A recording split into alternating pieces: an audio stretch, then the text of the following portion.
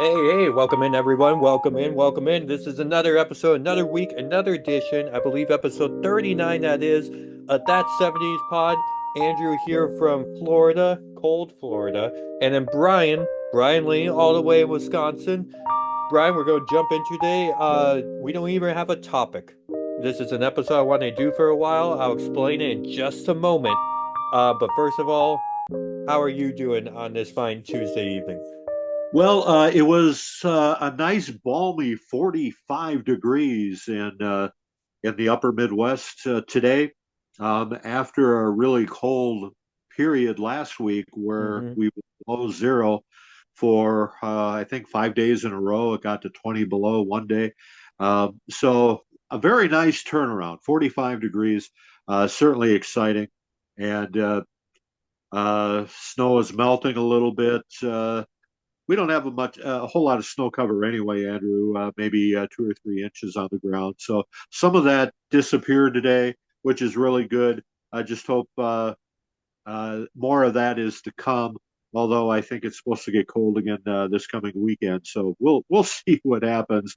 And Also excited about the upcoming Super Bowl. A couple of weeks away, but I picked Kansas City. I picked Philadelphia, even though I didn't want to see either one of them win the game. It would have been fun to see some new blood in there, Buffalo, or maybe even Washington. Um, but I went with the favorites, and I'm doing really well in my playoff picks. I'm 9-3 through the first 3 weeks. So right now I'm leaning towards Philadelphia to win it all. I can't stand Philly. Philly fans were well, like Eagles, I should say. I'm not a big fan of the Eagles, and Eagle fans were really tough to deal with when I worked the games in Tampa. Even back in the day in 2018, when the Vikings were almost going to make it to the Super Bowl in Minneapolis, and just seeing all the stuff that the Philadelphia Eagle fans were saying about the Vikings and how they were acting and like spray painting stuff on buses. I'm not gonna like share what they were how they were acting, the verbiage, but it's just like I kind of lost a lot of respect for the franchise. But I'm not gonna lie, watching the game, like Barkley is no joke, and Jalen Hurts is no joke. And I watched all the AFC game. You're wearing your Kiss shirt today. I went to Kiss's restaurant, Rock and Brews, in Orlando and watched the game. It wasn't that busy. You could hear the game. It was really good, good food. And there's a whole, is it scripted? Are the referees playing favor to the Chiefs? Some of the plays kind of seem like that, I'm not gonna lie, but if you want to talk about just good old football, like athleticism, like there's Eagles impressed. Like they impressed me. There's a reason why they had a good season. They were probably the best team in the NFC, despite what people say about Detroit. Minnesota maybe up until the end.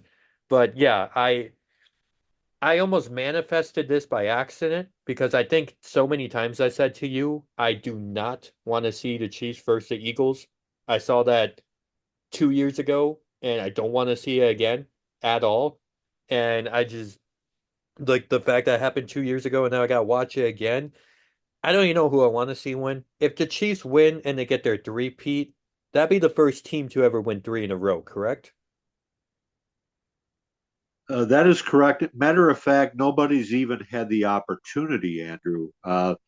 In previous years, when Pittsburgh has won two in a row or Dallas has won two in a row, they didn't even get a chance to get to that third Super Bowl and win three in a row. So the the Kansas City Chiefs have already accomplished something that no other team ever has, in that they made it back to a Super Bowl for a third time. The Patriots never even did this.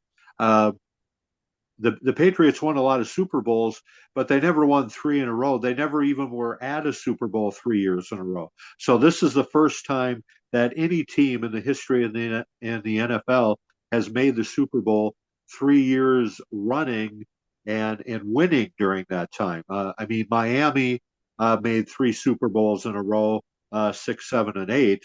But they lost six and then won 7 and 8. But then they didn't even make it to the Super Bowl for Super Bowl 9 to try to win three in a row. So, uh, And I can't think of anything. Well, Buffalo was there 4 years in a row, but they lost all four. So this will be the first time a team has made a Super Bowl 3 years in a row after winning two and going for that third one. Okay. Yeah, I'm glad you clarified that because I know Buffalo made it to 4 years in a row. And I think they lost to Dallas 2 years in a row. Yeah, the rematch. But New England also did three Super Bowls in a row. Like they beat Atlanta and then they lost to Philly and then they beat the Rams. But I see what you mean. You clarified about them winning. Tom Brady was a really winning quarterback in the playoffs that people said the refs always kind of favored him because him and Belichick knew the rules inside and out. But I don't know, watching that Chiefs game, that was a little tough. Sick of seeing Taylor Swift. Like it's just so I'm not like against her or her music, but it's just like the stay away from stay away from football. I don't know. It's just kind of that's all it was last year. And I thought the 49ers had a chance until the game started. But this year, I actually think the Eagles have a chance. I really don't care any team to win. Um, Mahomes is a little much to handle, but like I'm still gonna watch it. I'll watch the halftime show. I'll watch the national anthem at the start. I'll watch the commercials. Like it's always gonna be fun. I'm always gonna complain about it. But people do that about wrestling too. Like they complain, but they still watch it. And it was a little hard seeing like, maybe Washington will make it against Buffalo. That's a cool rematch that they haven't done since 1991. And now I gotta see a rematch that happened 2 years ago instead. I don't know. Like, Well, I think you're going to see a different game than you saw 2 years ago. Philadelphia has Saquon Barkley now, who's uh, so much more of a weapon than than what they had 2 years ago. Um, Hopefully, Jalen Hurt will be not hurt. He'll be healed up. You could tell he's still hurting a little bit, but he's when it comes to the playoffs, a true athlete will play through the pain because you want the ultimate goal of winning the Super Bowl. So, and Jalen Hurts been doing that. Mahomes is also that kind of player. You never know how bad that guy is hurt because he just plays through the pain. So does Travis Kelsey. It's those guys are money players. They know what it's like to win. Um, but I really think Philadelphia is going to figure it out this time and figure out how to beat the Chiefs. And next year, I think Buffalo's finally going to figure it out too. They've lost to the Chiefs so many times in the playoffs, and I think next year Buffalo's going to figure it out and finally get over that hump. well, no, they got lucky against the Ravens. Like, if you ask me, like the Ravens are like the best team in the AFC. Just they dropped that 2 point conversion. That's all that was. Um, they could easily beat the Chiefs. I think there you could easily beat the Bills. Like if you want to go like pound for pound, best team in the AFC and NFC this season and the playoffs, it had to be the Ravens and probably I guess Philly because Vikings kind of imploded. So like I was expecting the Ravens against whoever won their division in the NFC. Not I never thought Detroit was gonna make it, but like I don't know. I'm not a huge Josh Allen fan, the quarterback of the Bills, but it's kind of one of those like I'm not saying they couldn't beat the Chiefs, but they also got lucky against the Ravens the week before. Well, that's fair to say, but Buffalo could also meet Kansas City like in the divisional round of the playoffs too, not necessarily the championship game. So Hmm. uh, they, I just think Buffalo eventually is going to figure it out. When you go back to the 2000s, Andrew, when you and I used to watch football, uh, when you were growing up, it was always the Colts and the Patriots every year. Hmm. Colts, Patriots, Colts, Patriots, and Patriots would always win. But that one year, the Colts figured it out, and they went to the Super Bowl and they won the Super Bowl. So I think Buffalo eventually that's going to happen for them. They're going to eventually figure it out and beat the Chiefs and make it to a Super Bowl. All right, he's calling it right now. Super Bowl 2026. You're going to see the Buffalo Bills against the Minnesota Vikings or somebody. Super I don't Bowl know. Like, 60. Yeah, Super Bowl 60. Book your Yeah, ticket now. Super Bowl 60. Well, this not 60s. This is the 70s. As we focus on every week, I always enjoy talking, weather at current NFL. But this is a proud sponsor show, well, by us, but our sponsors are kinglinenutrition.com. Look at the description below for 15% off. You can use our promo code to get the best snacking out there. And there's also godlyfatherapparel.com with promo code Lockhart15. I'll have more information at the end of the episode. That's 15% off your shirt. You can subscribe right here on That 70s Pod with Bryan Lee on YouTube. Comment, share, rate, subscribe some more and more and more. Um, comment. I want people to comment on the shows, and some have, but and then like YouTube just takes them off. But I kind of reached out to some people, and some people reached out to me about questions. So I know I've talked about this too while. This week, there's no topic. We're going to rapid fire questions at you. I have a handful of questions here, like 20, 30 questions. We'll get to as much as we can, depending on how long the answers are. Um, 20, 30. no rhyme or reason to these, but it's just gonna be like, hey, what do you think about this? Just the first thing that pops in your mind or your memory. No topic today. It's just a Q&A episode of That 70s Pod. Um, and yeah, like I said, I had some comments here and some questions there. So I'm like, you know what? Let's just do a full topic. So no research for you, not a lot of research for me. And it's just gonna be one after another. Thank you for submitting your questions with your username, and others we're just gonna, even if we talk about this before, because there's some football questions, some car questions. So even if we talked about this before, just answer it, and we'll go from there. Bryan, are you ready? Fire away. All right, let's go for it. The first question. So, okay, speaking of football, how did the presence of the Purple People Eaters from the Vikings affect the NFL in the 70s, and what was following the trajectory afterwards? Well, the um, the Purple People Eaters were were a team uh, that was put together, or a defense that was put together in 1968, and they blossomed in 1969 when the Vikings won the NFL championship and went to the Super Bowl against the Chiefs. Uh, that the Purple People Eaters consisted of defensive end Jim Marshall, defensive tackle Alan Page, defensive tackle Gary Larson, and defensive end Carl Eller. Now, Jim Marshall had been with the Vikings since they came into the league in 1961. Carl Eller was drafted in 1964 out of the University of Minnesota.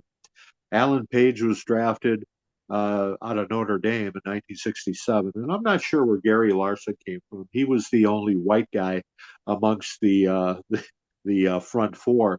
But Andrew, those four guys, and I have a picture of them above my fireplace here in New Richmond. That's autographed by all four of them.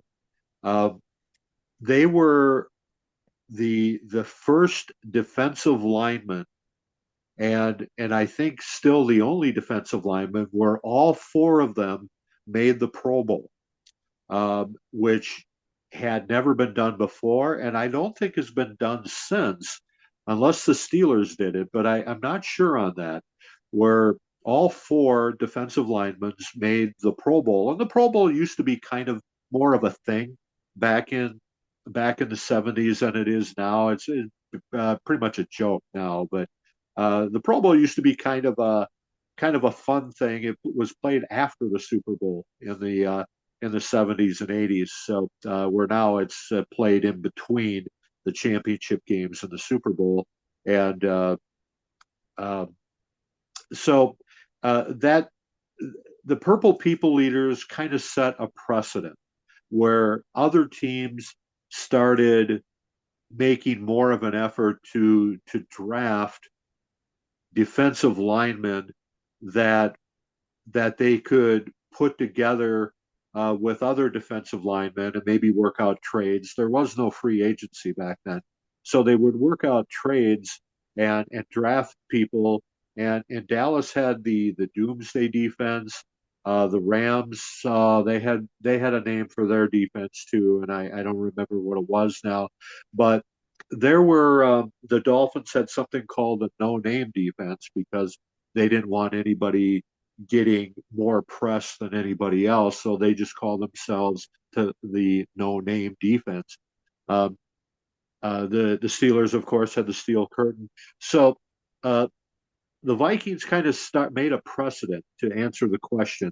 The Purple People Eaters were so dominant. They were such a good defensive team that they forced other teams to also go out and put together a defense like that could stop opposing offenses and make a difference in their games. And the Steelers would have been the prime example of that because the steel curtain defense that they put together in 1975 wound up winning them 4 Super Bowls. So uh, I guess you got to give credit to the Vikings for putting that emphasis on the defensive line and pressuring quarterbacks. And Jim Marshall, who was the leader of the Vikings defense, uh, used to tell a story that in the huddle they would say, "Okay, everybody meet at the quarterback." So that was the goal on every single play was to meet at the quarterback. If the quarterback was trying to pass, all 4 guys would try to meet each other at the quarterback. So, and that's what it was all about. That's how football was in the 70s, and it made it a lot of fun to watch.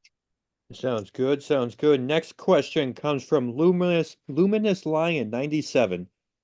How do you recall the journey of Johnny Carson's fame and how he became such an icon through the 70s with his late night show and the impact that he had on American households? Well, Johnny Carson started the Tonight Show. Um, well, he wasn't actually the first host in the early '60s. I want to say 1963.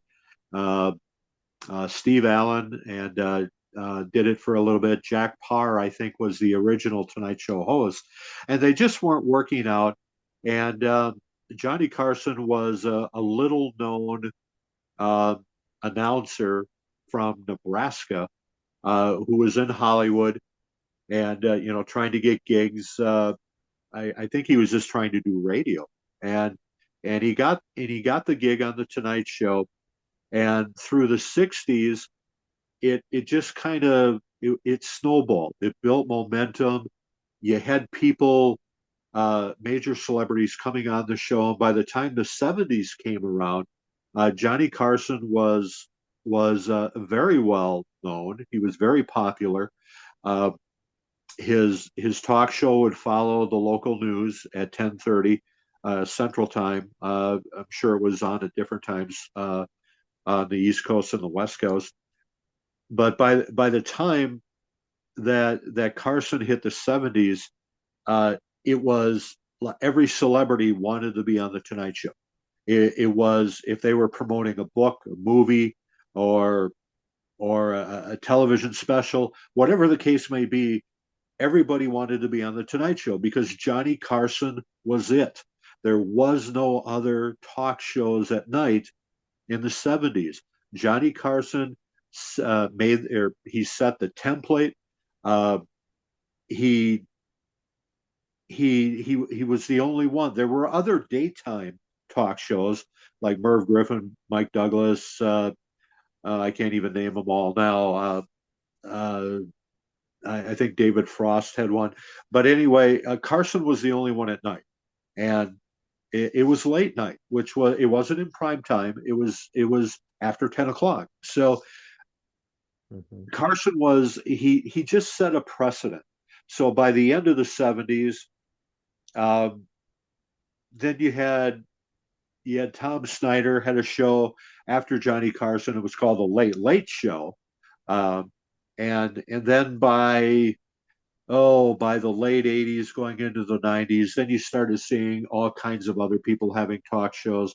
Once Johnny Carson retired and there was no competition anymore because nobody wanted to compete with Johnny Carson. So by the time Carson retired, Andrew, then there was all kinds of other people jumping on the bandwagon. You had Letterman, you had Leno, you had Joan Rivers had a talk show at night for a while, and I'm sure there's others as well that I'm forgetting about. So Johnny Carson basically he set the precedent for late night talk shows, and I don't know if that answers the question or not, but he he's the one that he was the rule setter. He was the groundbreaker. He's the one that that made late night talk shows what they are today. Gotcha. No, that makes sense. I know we even did that episode once upon a time on Johnny Carson. You kind of explained that in great detail. Great episode. Go back in the archive and listen to that. Next question is from Bagel Fanatic. And the question is, how was the new wave era music received? Such bands as the B-52s. Did you receive the campiness of like the new wave era, like while you were in high school? Well, groups like the B-52s and Manhattan Transfer and punk rock was big for a while, um, and there was there was kind of a New York quality, I'll say, to bands like that. They were more big on the East Coast than they were in the Midwest. Growing up in Minnesota and Wisconsin, for example, we had some minor exposure to groups like that. You could see groups like that on Saturday Night Live, for example. Right. Um, but it was kind of like I remember watching the B-52s on Saturday Night Live, and I thought, God, these people are weird. Um, it was before they came out with Love Shack, um, which was their biggest hit, but it was a lot of the stuff you would see on Saturday Night Live was just really bizarre. But those people were big in New York. Um, punk rock like the Sex Pistols. They were big in the '70s for a while, but again, they were kind of New York based. And the California bands, we didn't really have much exposure to that either. So there would be some radio play um, that where you could hear some of this music, like the B-52s had Love Shack, and I don't know if the Sex Pistols ever had anything on the radio, and some of the other punk bands or new wave bands. Um, but it just in the Midwest, it just wasn't anything that really sold. Uh, every now and then something weird would kind of come out, um, but it was more album oriented rock that you would hear in the Midwest. New wave stuff just really didn't really make that big a difference in the Midwest. Maybe it did for a little bit, kind of a passing fad for a month or two, but it just wasn't anything that lasted. Well, something with this next question and did last, this comes from BD95. What was your favorite candy that they don't make anymore?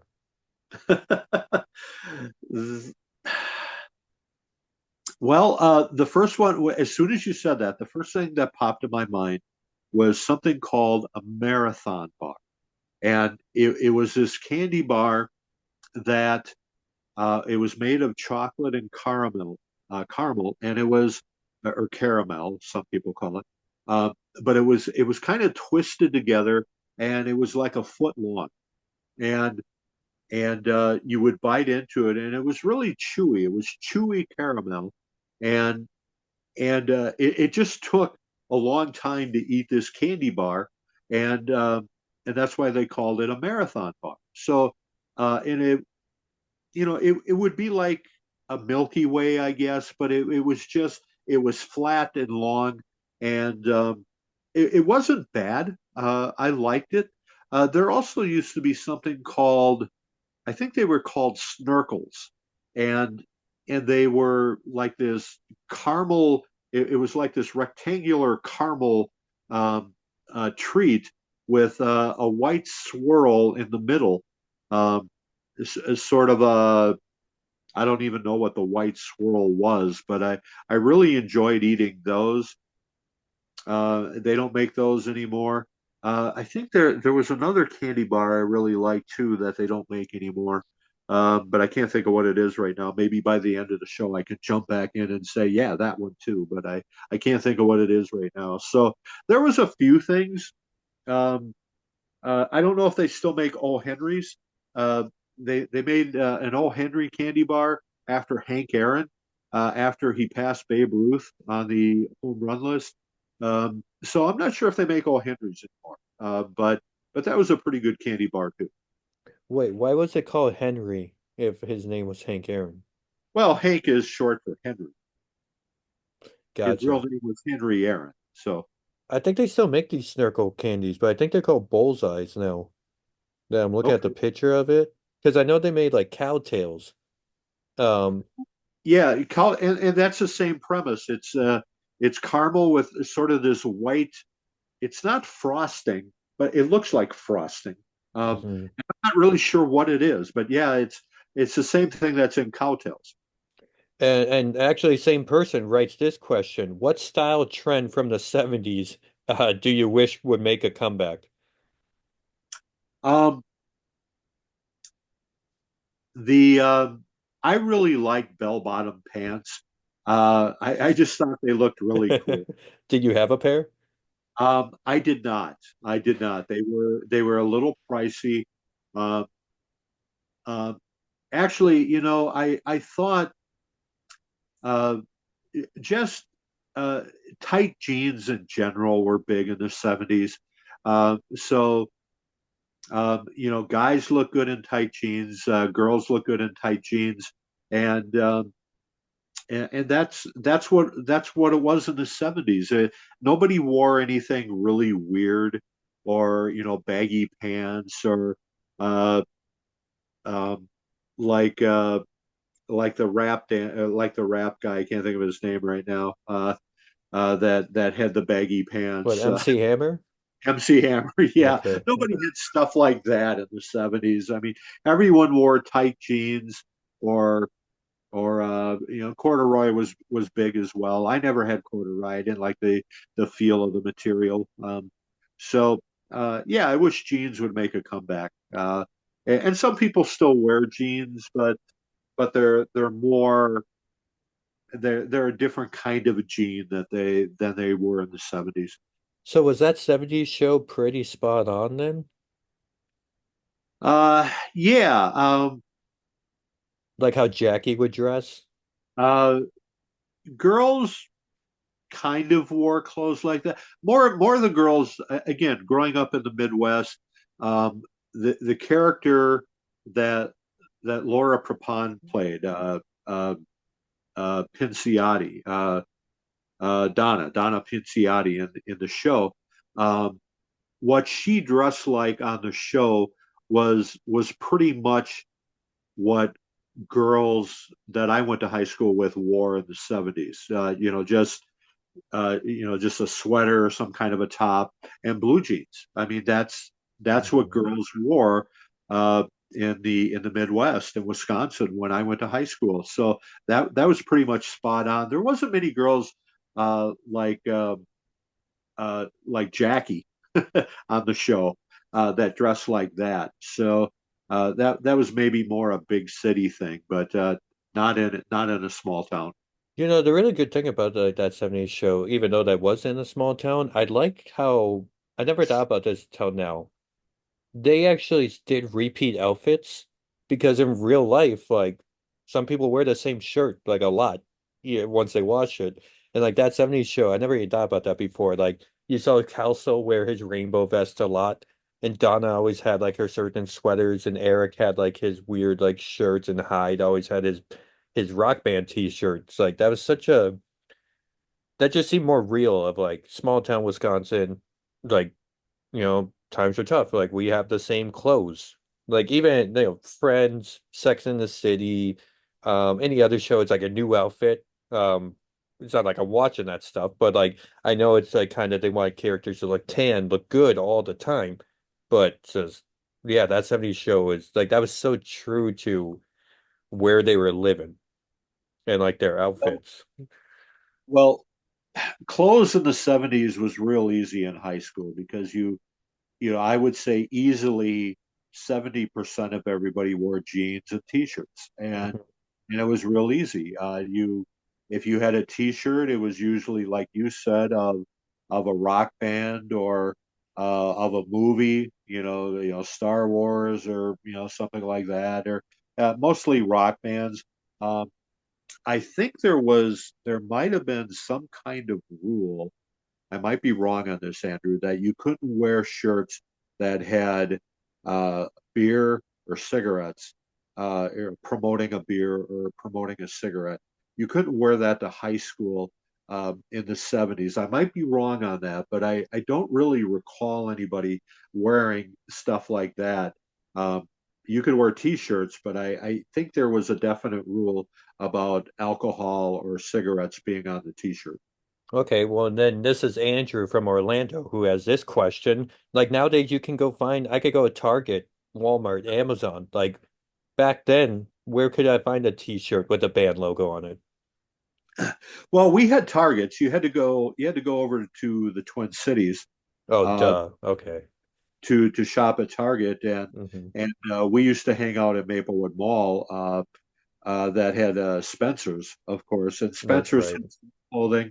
Um, but there were other shop. There was a Sears, there was a J.C. Penney's, so there were places to go and get that merchandise. Speaking of going to the mall and being dressed nice, this is the next question, also from uh, from BD95. What was dating like in the 70s, and as it like what's it compared to like today's dating culture? Well, I couldn't answer today's dating culture That's true. because I've been married for close to 40 years, so dating's not in my wheelhouse anymore. But dating in the 70s, I had quite a few friends that had long-term relationships, which is kind of odd in high school because usually relationships would last, a month or so. And there was a lot of that too. But um, most of the couples in high school stayed together for, a couple of years, or all the way through high school. If they started dating, let's say in their junior year, they would go all the way to the end. And and some of them even got married. So and then some of them uh, that I still know from high school that I see every day where I work. It's kind of like, okay, you guys never dated in high school. How did you wind up together? And I don't ask them that, but you got that too. It's like, okay, you guys never even talked to each other in high school. How did you wind up getting married? Um, but dating in the 70s was pretty simple. I mean, there wasn't a lot to do in a small town. We did have a movie theater uh, that that showed the same movie all week. You'd only see a new movie, once a week because they would let it run for the whole week before they brought in another movie. And you could take your girlfriend on a day. I mean, there was no fast food places to go to, so you would have to Really? go down. You'd have to go to Stillwater or Hudson or something, which are nearby towns that are bigger than New Richmond, and to get a burger with your girlfriend or go to the mall or something or go bowling. We did have a bowling alley. So that was kind of the extent of dating. There just wasn't a lot to do. So, okay, so if you're not dating, you probably have a group of friends, which is our next question. If first thing that pops into your head, number one, what's your favorite memory with your group of friends? Well, we used to go bowling. There used to be a bowling alley called Captain Jack's, and it used to be right on Interstate 94, about where Woodbury and what you used to call the water store, Andrew, kind of in that area. That used to be there. there never used to be a shopping center or stores there like there is now. It was just a field, and there was this bowling alley like right sitting right along the interstate, and you would just pull off on this dirt road uh, to go to the bowling alley, and that's what we did or tried to do every weekend or maybe every other weekend. Was a group of us would just pile into the car and go to Captain Jack's in Woodbury, uh, which I guess technically was still Woodbury, even though there was no houses or businesses around. And we go bowling, and it was kind of a combination bowling alley bar. So we would go into the bar even though we were underage and get food to eat. And they for the most, if they weren't busy, they were fine. If we were in there, they wouldn't serve us alcohol. Not that we tried. Or maybe some of my buddies did. I don't remember, but uh, so that would be an outing, or going to Maplewood Mall. Just walking around the mall with your buddies, and going into Spencer Gifts, and being the adolescents that we were, laughing at different things in Spencer's Gifts and looking at the posters and stuff that they had there of the model or of the celebrities of the day, like Suzanne Summers, Lonnie Anderson, Susan Anton, Adrienne Barbeau, um, just Linda Ronstadt, looking at posters like that, just kind of staring at these women in swimsuits. Um, that's kind of what you did, because that's uh, none of us really had girlfriends, so we were just, You yeah, we were just, had that middle school mentality even though we were in high school. That's yeah, I guess I never knew you actually went to that mall before. Like you're walking around with your friends at the Maplewood Mall, and then years later you're like taking six small kids to the mall, trying to avoid us from walking into Spencer's. I I like never put that together that that was the same mall. Um, this question comes from Lizzie Lee. Kind of a two-part question because we talked about your first car last week's episode. So her question was, what was your experience like learning to drive a car, which you already explained last week? But the main question, if you could have any car from the 70s today, but in mint condition, what would you want? Well, in 1977, there was a movie called Smokey and the Bandit, starring Burt Reynolds and Sally Field, and Jackie Gleason was in it. Um, Burt Reynolds drove this Trans Am, this black Trans Am, and if I could ever get my hands, I've never driven one, I've never owned one, but if I ever could get my hands on a a Trans Am in mint condition from that movie, from Smokey and the Bandit, that would be really cool. Now my brother has owned a couple of Corvettes. Uh, he always thought Corvettes were just the coolest car ever, and he had a couple of cool cars in the '70s. He had a Dodge Challenger and a Dodge Murata. So he had some cool cars. Um, I never really cared about. I just wanted a car, so I could drive to school, so I could go places. So I had, like we said in last week's show, I had my '66 Chevrolet Impala, and and I was fine with that. I didn't need a cool car to feel cool or look cool or anything like that. Um, but to answer the question, if I could get a car from the '70s, looking back on it now, if it wasn't the Batmobile, I Ah, I would. knew it. I knew it. It's gonna be like the Batmobile or the Mystery Machine. I was waiting for that. Um, Well, the okay, Batmobile was from '66, so that would have qualified. and I know that was a big thing you saw on TV was a Batmobile, and everybody probably watched that. And speaking of TV, that's our next question from Barbara Best Friend. What's a TV commercial from the 70s that you still remember to this day?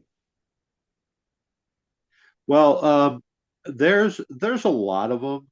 Uh, Back in the '70s, there used to be more of an effort on the part of advertisers to to put together commercials that that had that hook, where it would hook you. Um, Alka Seltzer had some great commercials of I remember this guy saying, I can't believe I ate the whole thing. He can't sleep at night. He's sitting at the edge of the bed going, I can't believe I ate the whole thing. And his wife is in the background going, you ate it, Ralph. And he said it again, I can't believe I ate the whole thing. You ate it, Ralph. And eventually it was promoting Alka-Seltzer to help settle your stomach. Um, there used to be a margarine where you'd have this. Uh, I think it was called chiffon margarine, and they don't make it anymore. Where the lady, they'd have Mother Nature in the woods, and they would trick her by trying this butter, and she would say it's not nice to fool Mother Nature, and there would be lightning and thunder. But probably my favorite commercials.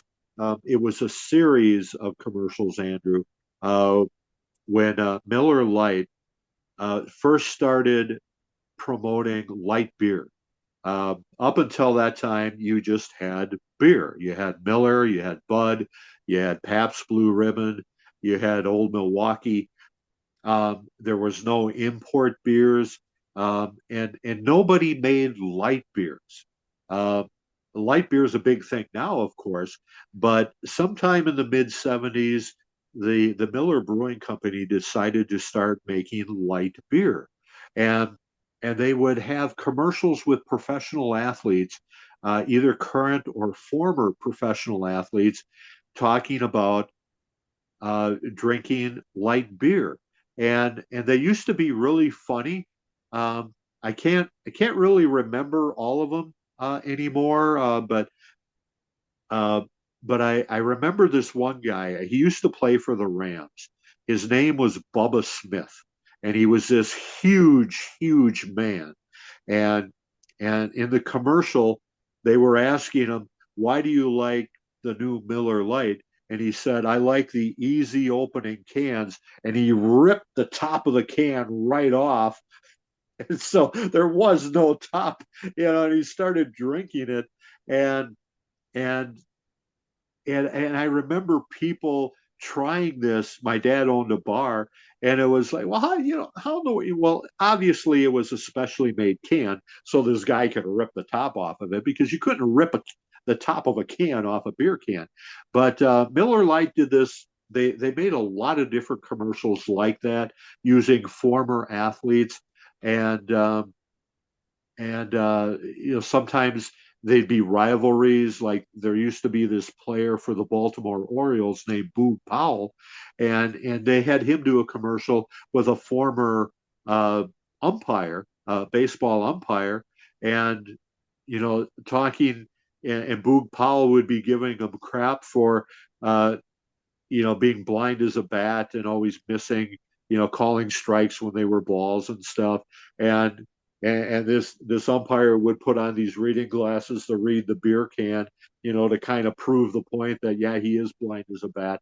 So Miller Lite did a lot of different things like that, and they did that for several years. So those were commercials that I remember specifically from the 70s. And this next question comes from Shable. Did you have a family pet growing up? Yeah, we had a dog. In the early 70s named Spot. And Spot was sort of some kind of a spaniel, or some kind of a mix between a terrier and a spaniel. So it wasn't really a city dog. It was uh,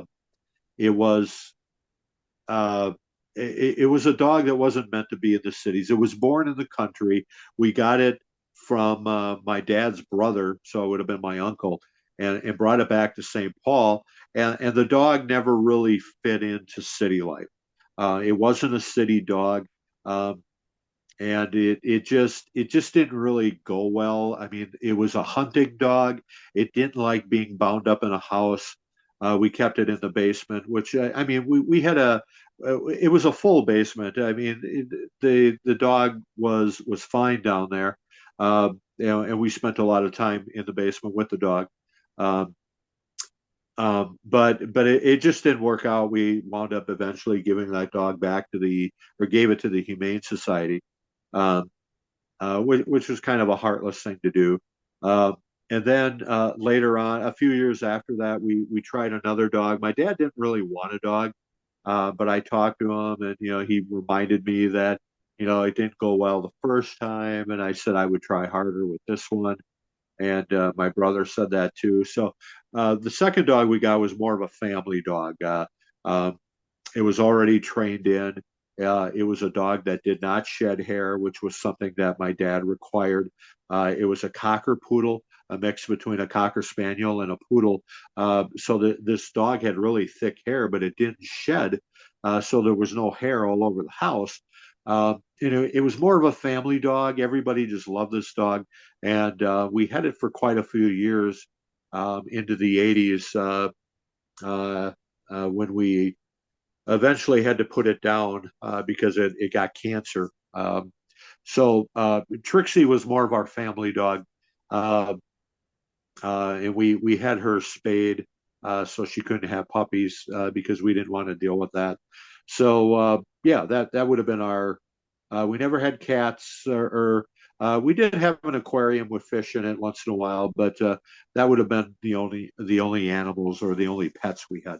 What color was Trixie's fur? She was all black. Oh, She okay. had a little bit of white on her chest, but she was all black. Okay. And this is a weird transition from the question you just asked, but whatever. It's random, it's rapid fire. This one comes from the Gibson guitar enthusiast. Did you see the movie The Exorcist in the theaters? And if you did not, did you hear any stories of people who did see it in the movie theaters? Um, yeah, I remember in sixth grade, um, there I don't remember the name of the girl in my class, but she had the book. The Exorcist was a book before they made it into a movie, and she had the book. Uh, she brought it to class, and the teacher, Miss Priggy, she was our English teacher, and she saw the book uh, on this girl's desk, and she said, I can't believe you're reading that book. I can't believe your mom is letting you read that book. And and the girl said, "Oh, it's okay." And the teacher said, "Well, did you see the movie?" And and I don't remember if she said she saw the movie or not, but apparently the teacher had, and made some reference to being uh, scared out of her mind, because The Exorcist at the time was just uh I've seen The Exorcist on TV. I've never seen the movie version, Andrew. Um, so to answer the question, no, I never saw The Exorcist at the theater.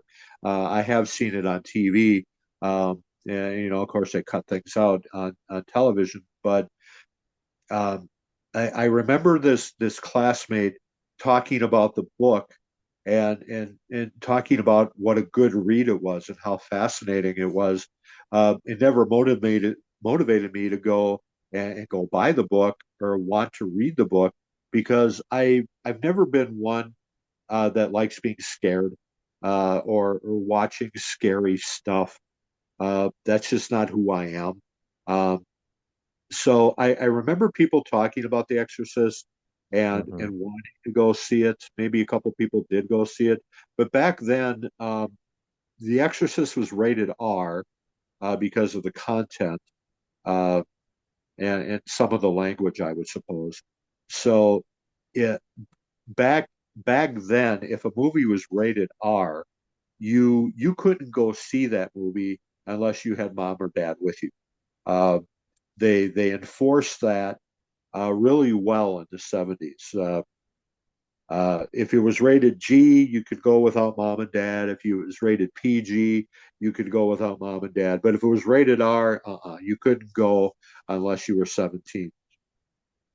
Gotcha. And next question comes from Hasbrosiv. Was there a board game or a card game that you played endlessly during the 70s? Well, the only card game I remember playing was something called Go Fish. Uh, and I don't even remember how it worked now, but I remember you had like you had like five cards, and your opponent had five cards, and the rest of the cards you spread out on the table, and you would go, "Do you got any threes?" And if the person said no, they would say "Go fish," and you'd have to pull a card out of the pile, and and I don't even remember what you had to do to win that game. But that was the only card game I remember playing. And as far as board games, we had something called Wahoo. Uh, and I don't even remember where it came from, but it was very similar to Trouble, if you remember the board game Trouble. It was very similar to that, and we used to play that as a family, but we really didn't have any board games. We played a lot of checkers. We played Chinese checkers, which I don't even remember how to play anymore, but we would play that. Um, but that was about it. As a family, those were the only games we played. And a few more questions today. This one comes from Big Bad Brewski. What was the best game you ever watched or attended in the 70s of any sport? Of any sports, Yeah, I'll well, make it any sport. well, I never went to anything other than a Twins game in the 70s. I didn't start going to like hockey or basketball until after the 70s. So the Twins were the only team I ever saw live in the 70s. And I don't remember any game being particularly cool. Uh, I do remember going to a Twins game on my birthday in 1972, or it was around my birthday anyway. It was in April and it was bat day, and it was cold. I think it started sleeting during the game. In case you don't know what sleet is, it's rain mixed with snow. Um, and I don't remember that it was a great game or anything like that. Um, uh, I do remember also 1972. We went to a game on Mother's Day where the Minnesota Twins played the Milwaukee Brewers, and that's back when pitchers used to hit. It was before the designated hitter, Andrew. And the Twins had a pitcher named Jim Cott, who I just got a bobblehead of my last birthday, last April. Um, the this pitcher for the Twins, Jim Cott, hit a home run, and which won the game for the Twins over the Brewers, as he pitched a complete game and hit a home run, and that was the last time that a Minnesota Twins pitcher has hit a home run in a game, and I got to see that. That was back in 1972 in on Mother's Day, on May, whatever it would have been, May 14th, I think, a Mother's Day in 1972. So that would be my only memories of going to live games. Um, as far as the best thing I ever saw on TV, uh, any sporting events, it probably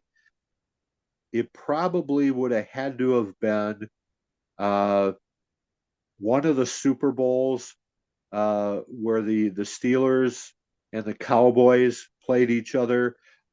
Seeing uh, uh, some of the miraculous catches by Lynn Swan, John Stallworth for the Steelers.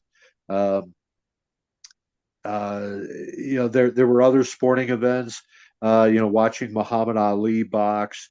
Evil Knievel, as we've talked about in a previous episode, even though that's more entertainment, uh, seeing some of that stuff on TV, watching World Series on TV. I can't really narrow or say or pinpoint one specific thing, but looking back on it now as a kid growing up and watching, seeing Hank Aaron pass Babe Ruth.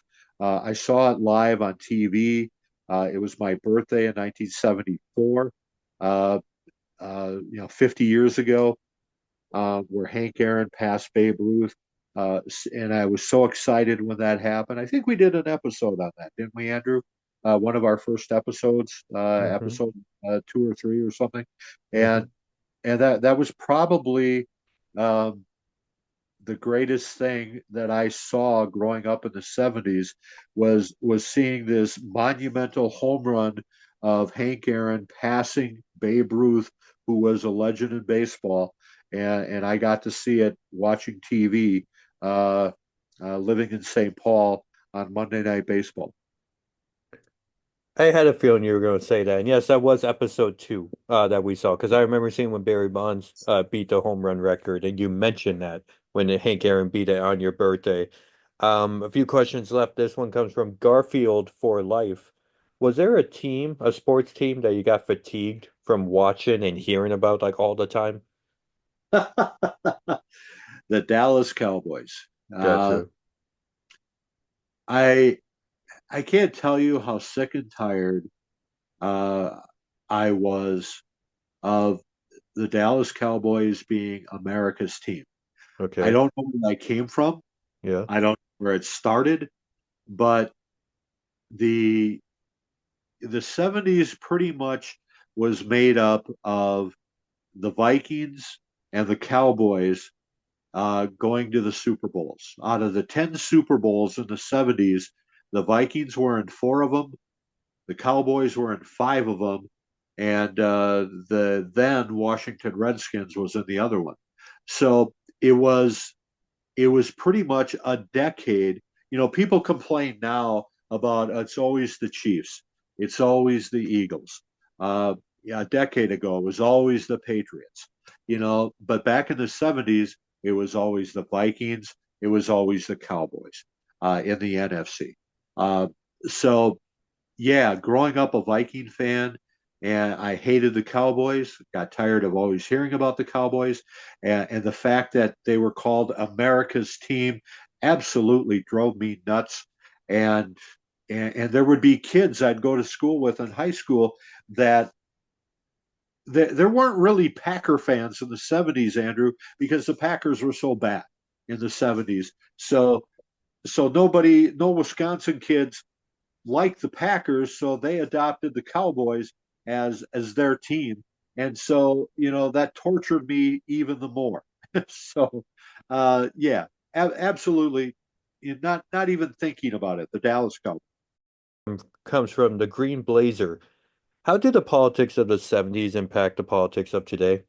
Or are they not related at all?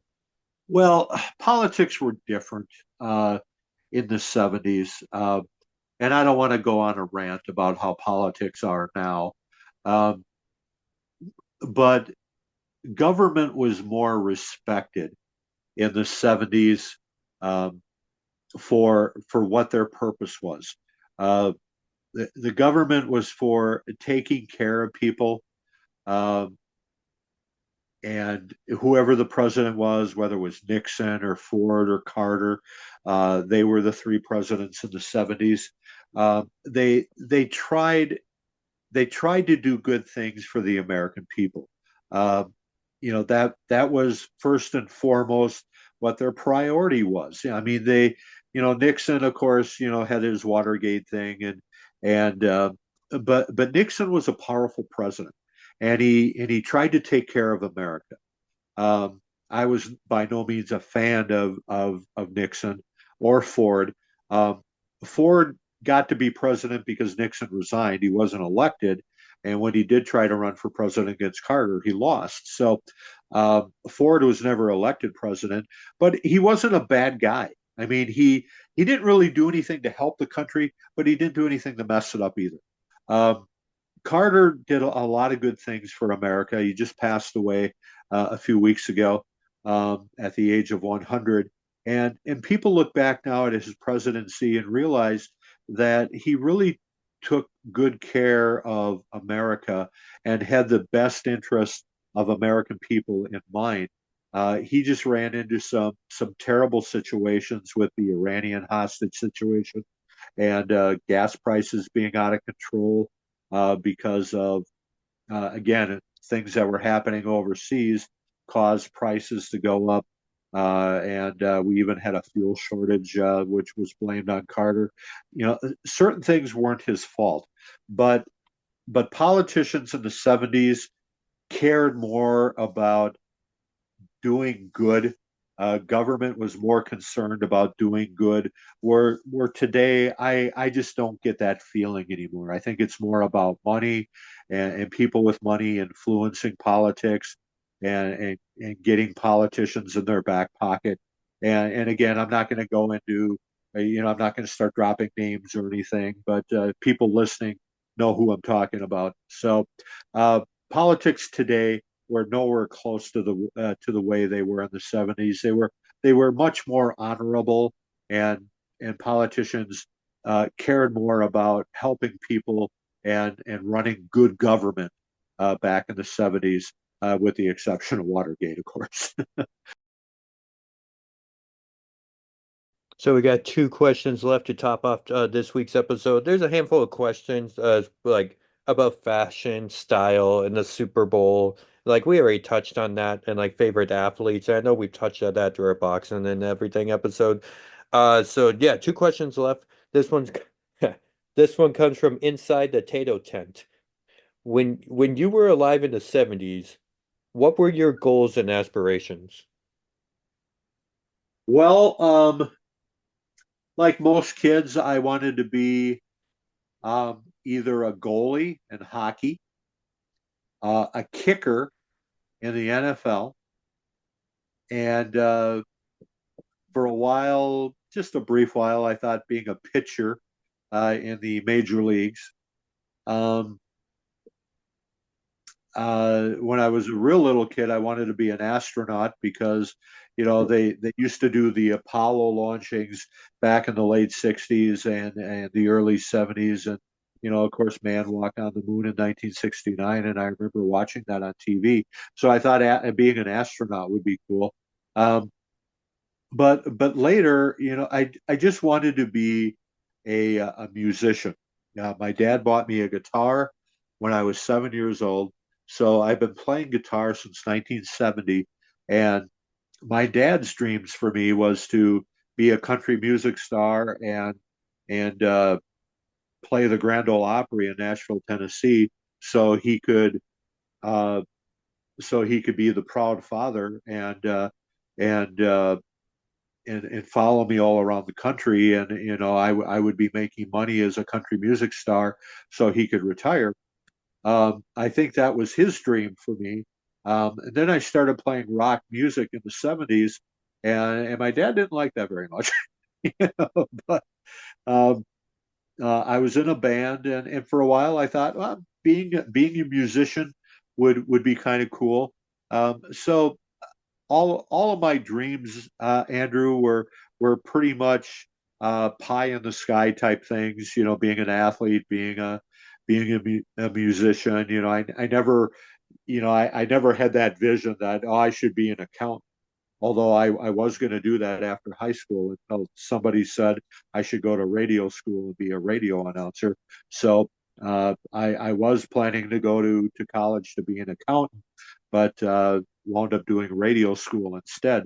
So I never really had a goal for myself other than, wanting to be an athlete or a musician. So or an artist. I love to draw, and thought being an artist would be okay too. So like other than like employment though, was there any other like goals or stuff that you were working towards like back then or like bucket lists or like to Uh, create something? well, the my biggest bucket list, and this basically had to do with my living situation.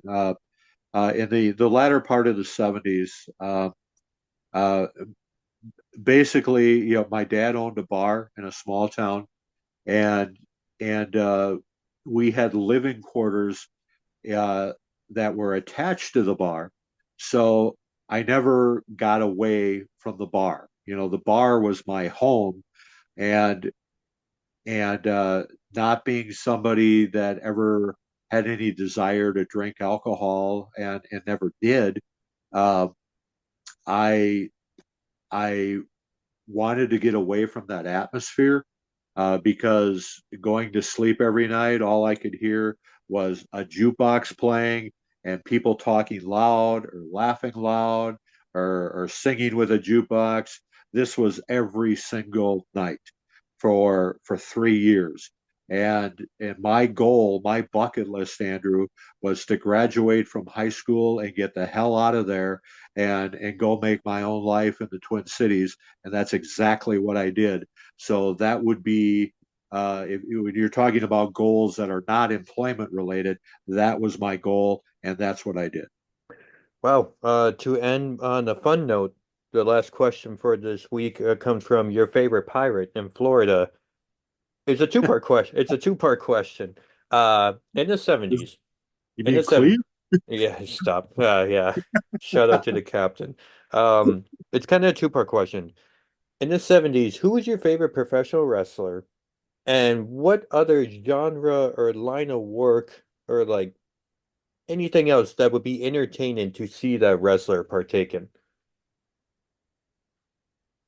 Well, even I guess as a mark, and wrestling in the '70s was very protected, and by that, uh, Vern Gagne, who ran the AWA, which is what I was subjected to in the '70s.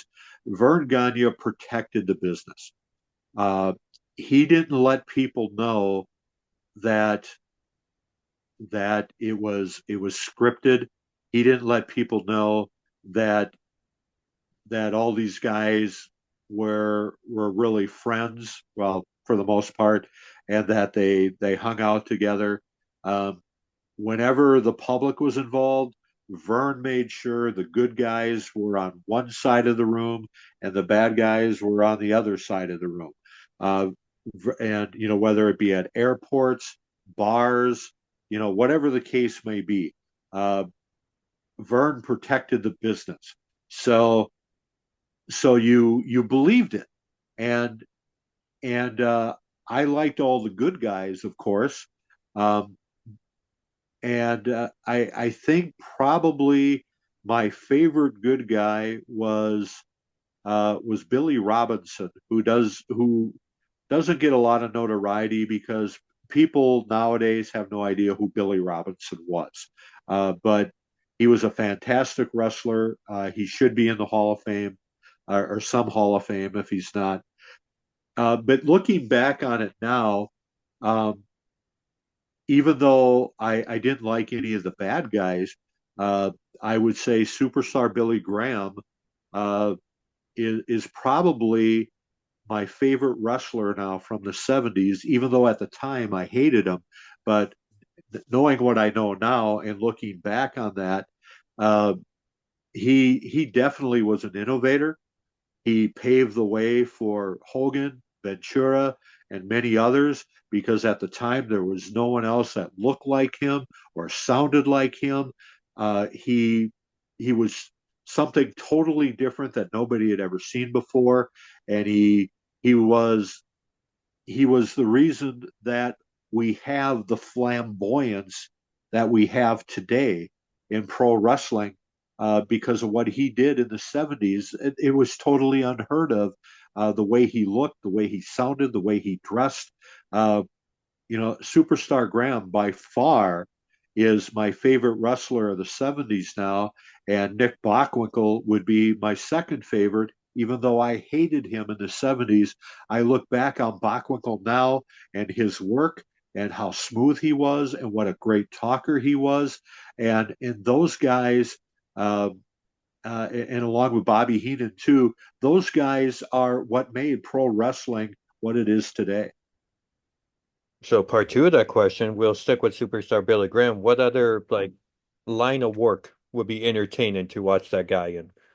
Well, it's too bad that wrestlers in the 70s didn't have the opportunity to do movies. Uh, Terry Funk was in a movie called Paradise Alley with Sylvester Stallone.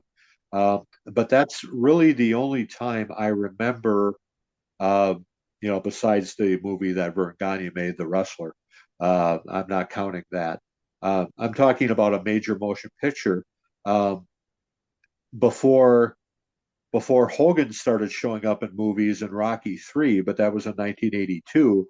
And then Hogan got, No Holds Barred and Mr. Nanny and Suburban Commando. Hogan was getting movie offer after movie offer, and Piper had They Live, and wrestlers started showing up in movies in the 80s. But in the 70s, they just didn't get that opportunity. But again, I think superstar Billy Graham would have done really well doing some kind of a movie, and, and I think maybe he might have done something where he was some kind of a pioneer um, in the early 1900s. But I'm not sure on that. But I think he might have done some kind of movie, but certainly not a major motion picture. So yeah, it would have been fun to see superstar Billy Graham have the same opportunity that Hogan had and Piper had, and Jesse Ventura has been in a handful of movies as well with Schwarzenegger. So yeah, definitely superstar Graham. It says, I mean, I'm looking it up. It says he was in a 1989 movie called Fist Fighter. No, I've this would have never been in heard. the 70s. So I don't know if he was for sure or not, but no, it wasn't anything from the 80s. He was also apparently in a movie called Born Again in 1978. I don't know if that's true either. Well, maybe that's what it is then. Yeah, but uh, have to go back and look that up. All right. Well, I guess we'll wrap up with this question. Coke or Pepsi? um, in the 70s, I wasn't really a cola drinker. So Uh, A and W or mug, should I ask? well, I think we've talked about this in a previous episode that the only pop we ever had in the house was something called Shasta, Pop. and I don't know if they even make Shasta anymore. Um, but it used to be a dime a can at the grocery store. So my parents would let me pick out 10 cans, and that would have to hold my brother and I for a week. And so we each got 5 cans. And there used to be a Shasta root beer that wasn't bad. Um, and they had a cola uh, that I would let my brother drink because I just wasn't really a cola fan uh, in the 70s.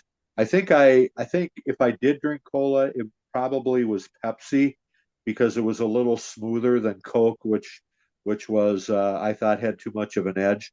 Nowadays, I definitely am a Diet Coke drinker. I'll drink a Diet Pepsi if I have to, but Diet Coke is my go-to now. What about A and W and mug? Well, I don't remember Mug in the 70s, Andrew. There was A&W, there was Dad's root beer, which my dad liked. There was something called Hires root beer. It was spelled Hires. Um, and there was one other one. Um, Barks? uh, no, Barks wasn't around yet. Hmm. Uh, so this was before Mug and before Barks. Uh, but those were well, Shasta had a root beer. So those were the root beers. And Dad's root beer, like I said, was really good. But but I was used to drinking Shasta because that's all my parents could afford. So if we ever had Dad's root beer, it was kind of a treat. Like if we went to uh, a restaurant or something. And we, I don't remember going to A&W as a kid. Uh, we pretty much Burger King was the only restaurant we ever went to, and we always brought it home. So we never got pop at Burger King.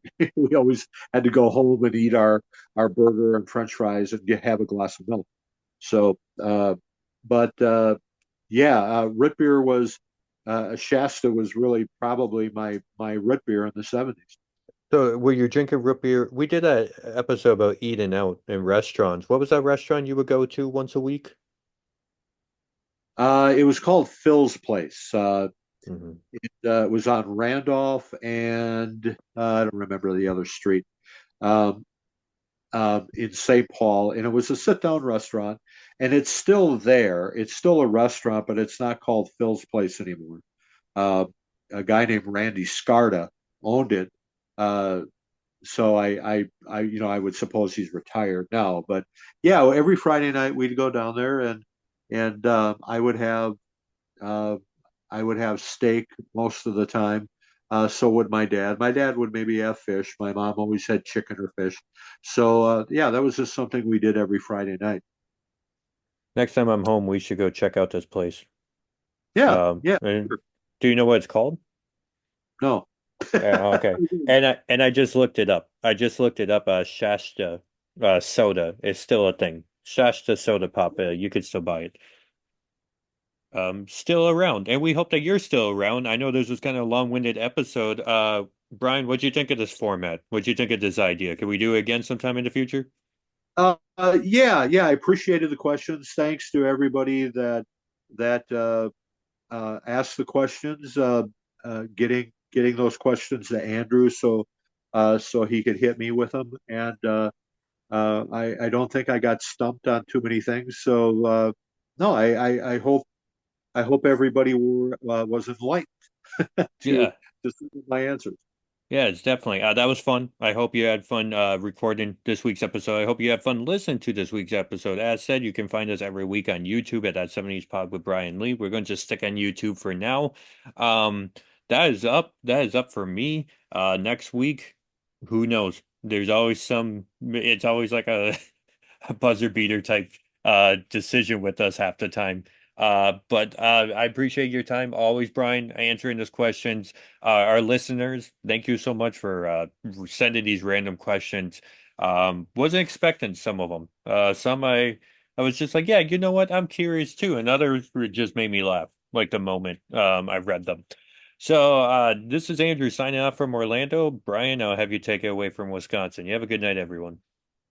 Well, a couple of things I did mention last week that we want to do a Miracle on Ice episode, and I was thinking about maybe doing that next week until I remembered that the United States won the gold medal in 1980 at the end of February in that year. So we're going to push that episode back. So it's kind of in conjunction with the United States winning the gold medal.